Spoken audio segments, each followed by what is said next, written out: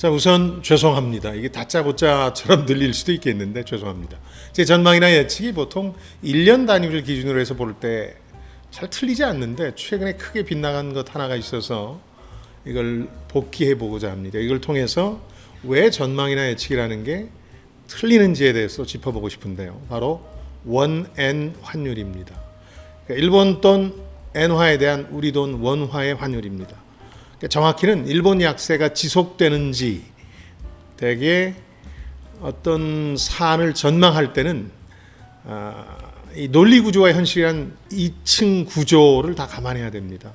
지난해 연말을 고비로 엔화가 더 이상 약세일 수는 없다, 이렇게 저는 전망했습니다. 이걸 11월 중순 이후 일본 여행 가기가 힘들어질 거다 이렇게 표현했는데 처음에는 이 전망이 맞아 들어가는 듯 했습니다. 1엔에 859원까지 떨어졌던 일본 엔화가 연초에 923원까지 치솟았습니다. 그래서 제 전망이 틀리질 않았는데 슬금슬금 이게 빠지기 시작합니다. 그래서 최근에 다시 870원대까지 떨어졌습니다. 쉽게 얘기하면 일본 여행 가기는 여전히 쉽습니다. 요즘 유명인이나 연예인 인스타그램 보면 전부 다 일본 여행하면서 찍어 올린 사진으로 가득 차 있지 않습니까? 그게 반증이죠. 그렇다면 당초에 제가 우리 돈 원화 대비 엔화의 강세를 점쳤던 이유는 뭘까요? 우선 논리 구조를 살펴보면 미국 금리는 떨어질 거다. 금리 인하를 할 거다. 그리고 일본의 금융 완화 정책은 긴축으로 돌아설 거다. 이럴 가능성이 높았기 때문에 올해 그렇게 점쳤던 겁니다. 물은 낮은 곳으로 흐르고 금리, 돈값은 결국 돈값을 많이 쳐주는 곳으로 흘러가기 때문에, 그리고 금리가 높은 나라 통화 수요가 높은 거니까 강세를 띌 수밖에 없거든요. 그러니까 지난해 연말 올 연초까지 이런 논리는 맞는 것 같았고 이런 흐름을 반영해서 엔화 강세로 반전됐던 겁니다. 근데 해가 바뀌고 보니까 논리는 여전히 그대로인데 현실이 이런 전망을 못 따라가고 있는 겁니다. 우선 물가가 잡히질 않으니까 미국에서 금리 인하 기대감이 상당히 가라앉고 있습니다. 최근 연준 움직임 보면은 어느 정도 당연시했던 6월 금리 인하마저 쉽지 않겠다 이런 생각이 들 정도니까요. 제 판단차고는 최근에 비교적 정치적 입김을 많이 타는 연준이 11월 대선 앞두고 조기에 금리를 인하하지 않겠느냐 이런 것이었습니다만, 사실 이번 대선에서 미국 경제의 핵심은 금리라기보다는 이제 특히 성장이나 고용이라기보다는 물가이기 때문에 물가가 가라앉지 않는 한 섣불리 금리 인하에 나설 수 없는 상황이죠. 과거 1980년대 초반 연준의 실패담도 부담스럽고요. 그러니까 논리 구조의 첫 번째 현실이 현실화되지 않은 거죠. 일본은 지난해 4월에 우에다 가조 일본은행 총재 부임 이후에 극단적인 금융 완화책을 골자로 하는 아베노믹스를 포기할 거다. 그래서 금융 긴축으로 돌아설 것이다. 이런 예측들이 있었습니다만 선회하긴 하는데 속도가 너무 느립니다.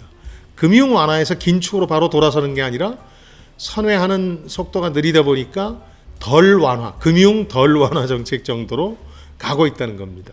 그러니까 올 3월에 마이너스 금리를 제로 금리로 돌려놓긴 했는데 추가 금리 인상과 관련해서는 만만디입니다. 가장 적극적인 금리 인상 전망을 내놓고 있는 기관들이 올해 7월 정도 돼야 추가 인상 가능성이 있을 것이다 이런 얘기를 하고 있습니다. 그러니까 한마디로 일본 정부와 중앙은행은 당분간 엔저를 즐길 계산인 거죠. 그도 그럴 게 물가는 오른다고 하는데 지금 인플레이션이라고 말하기는 어렵고 수출과 성장은 상당히 잘 됩니다. 이렇게 엔화가 약세를 띠게 되면 가장 고통스러운 건 일본인들이죠. 일본인들이 해외에서 자기 나라 돈 엔화 쓰기가 좀 힘들어지죠. 근데 일본인들 해외여행만 참으면 된다는 심산입니다. 수입 물가도 부담스럽긴 하지만 일본 물가가 워낙 낮았기 때문에 이건 큰 걱정이 아니라는 거죠. 특히 이렇게 엔화가 지나치게 약세이고 이게 일본의 수출을 도울 때는 미국을 비롯한 선진국이 나서서 통화 가치에 대한 압박을 가해옵니다. 가장 대표적인 게 1985년에 벌어졌던 플라자 합의라는 거였죠. 이걸 통해서 서방 선진국들은 일본의 엔화 가치를 거의 3배 가까이 뛰게 국제적 압력을 가합니다. 그 당시는 일본 경계론이라는 게 글로벌 경제에서 가장 중요한 이슈였거든요. 근데 지금은 뭐 일본 경계론커녕 중국 경계론이 주를 이루다 보니까 일본이 엔저를 즐기는데 이거에 반발하고 나서는 방해 세력도 없는 셈이라고 볼 수 있습니다. 그러니까 논리 구조는 여전한데 현실은 지금 달리 진행되고 있다는 겁니다.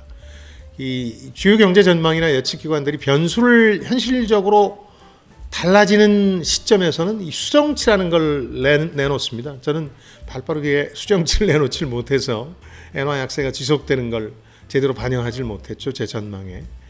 그러니까 논리가 틀려서라기보다는 현실을 재빨리 반영하지 못한 건데 우리 경제 전망 기구들도 뭐 우리뿐만 아니라 전 세계적으로 그렇습니다만은 전망치를 내놓을 때는 수백 개 이제 복잡한 건 수천 개의 연립방정식으로 된 모델을 통해서 시뮬레이션을 합니다. 이 모델이라는 게 논리 구조입니다. 이건 바뀌지 않는 거죠. 근데 모델과 달리 새로운 변수가 생기면 수정할 때 이게 새로운 현실을 반영하는 겁니다. 그러니까 논리와 현실로 이루어져 있는데 이런 건 사실 경제 전망이나 예측뿐만 아니라 여론조사 기관도 마찬가지입니다. 미래의 일을 예측하는 게 이 기관들의 일인데 사실은 그 여론조사를 수행하는 그 시점의 여론이 아니라 선거 여론조사의 경우에는 몇 달이나 몇 년 후에 결과를 점치는 거거든요. 그래서 노련한 여론조사 전문가들은 선거를 한 달이나 보름 정도 앞두고는 단순한 여론조사 결과치만이 아니라 그 기간 중에 그 시차에 벌어질 추세라든가 당시의 분위기를 감안해서 전문가들끼리 우라카이라고 합니다만 그런 조정들을 하게 되는 거죠. 자, 오늘의 결론. 엔화 환율 전망과 관련해서는 게으른 제가 틀렸다. 당분간 약세 이어진다. 이렇게 보시면 되겠습니다. 다만 궁극적으로 가장 중요한 변수는 지금 글로벌 금융시장에서 합의된 전망. 그러니까 6월에는 미국이 금리를 내리지 않겠느냐. 또 7월에는 일본도 금리를 올리지 않겠느냐. 이런 전망에 달려 있다는 겁니다. 두 나라 모두 예상대로라면 약세가 강세로 전환될 테지만 어느 한 나라라도 이런 금융정책 변화를 주지 않으면 강세 전환은 없다. 약세가 조금씩 이어지면서 안정세로 접어든 정도에 그칠 것이다. 이렇게 볼 수 있겠습니다. 자, 이런 전망을 토대로 하면 올해도 엔화값이 싸서 일본 여행 그다지 어렵지는 않겠다. 물론 제가 추천하지 않는 건 잘 아시죠? 자, 지금까지 김방희였습니다. 저는 여러분들의 성공을 응원합니다.